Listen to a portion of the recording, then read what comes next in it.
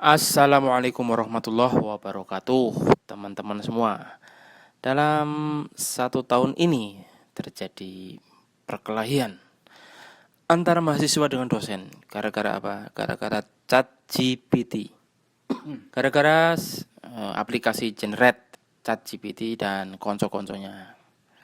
Dosen mengancam mahasiswa, guru mengancam siswanya. Awas kalau pakai ChatGPT.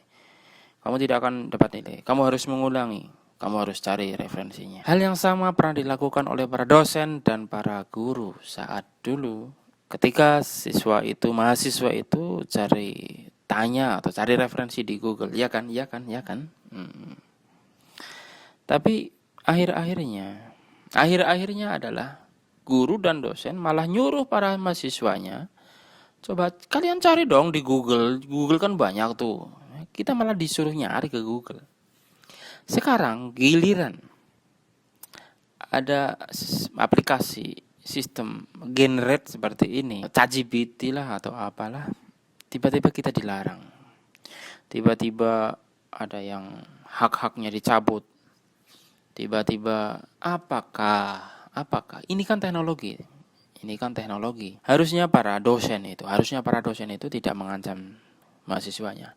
Harusnya para dosen itu mengarahkan, tidak cuma mengarahkan. Ya bagaimana bekerja sama?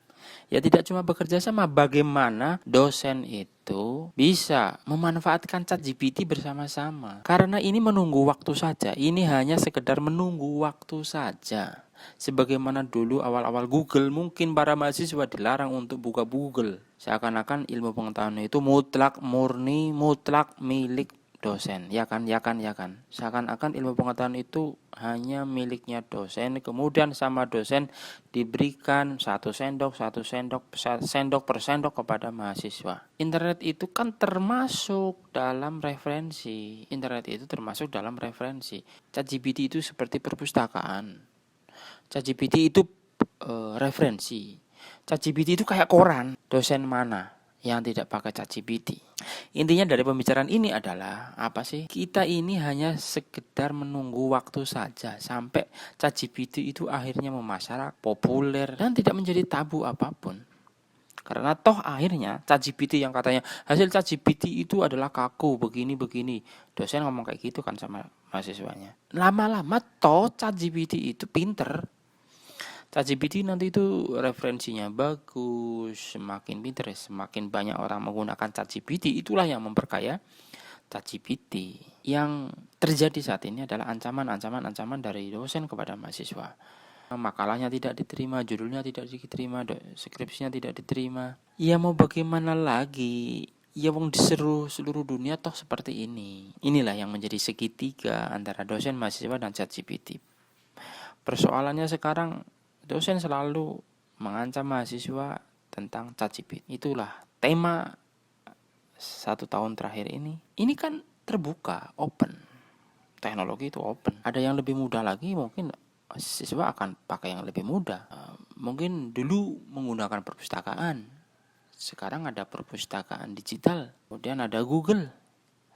Kemudian ada PDF. Kemudian ada hard disk yang isinya buku-buku. Sekarang dimudahkan dengan ChatGPT. Saya yakin ini hanya tinggal menunggu waktu saja. Para dosen itu sedang bertahan, dan akhirnya pertahanan dosen itu jebol. Pelarangan untuk menggunakan ChatGPT. Awas kalau kamu pakai ChatGPT. Saya tahu loh kamu itu pakai ChatGPT.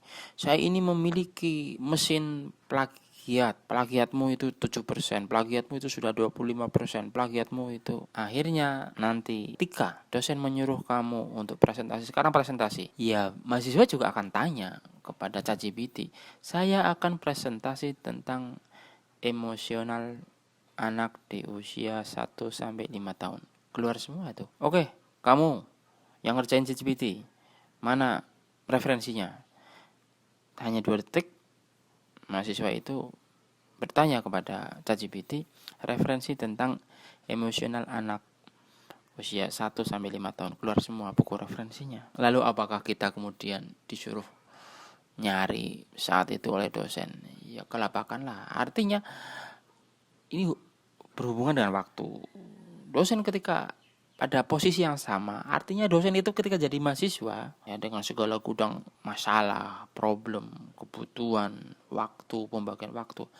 Lah dosen kan sibuk ngurusin anak, ngurusin ekonomi, ngurusin suami, ngurusin rumah tangga, ngurusin tetangga, ngurusin arisan. Oh, ayolah fair lah, fair. Fair ini masalah teknologi, Dosen itu bisa menggunakan teknologi dan memahami dengan teknologi dan mengerti kemana arahnya teknologi. Oke, mudah-mudahan ini menjadi pembuka wawasan bagi kita semua. Oke, ini adalah yang saya kemukakan ini hanyalah sebuah wacana kita dalam dunia pendidikan tentang bagaimana menghadapi teknologi baru.